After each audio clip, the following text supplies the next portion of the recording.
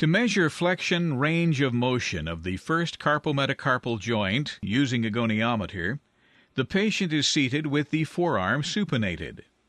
The upper extremity is supported on the table, and the wrist and hand are in a neutral position. The thumb is positioned along the lateral side of the second metacarpal.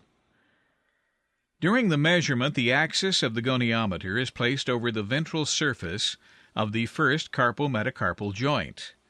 The stationary arm is aligned with the ventral midline of the radius and the radial head, and the moving arm is aligned with the ventral midline of the first metacarpal. Mr. Jones, I'm going to measure how much you can move your thumb across your palm using this device. When I ask you to, I want you to move your thumb this way across your palm and hold it there.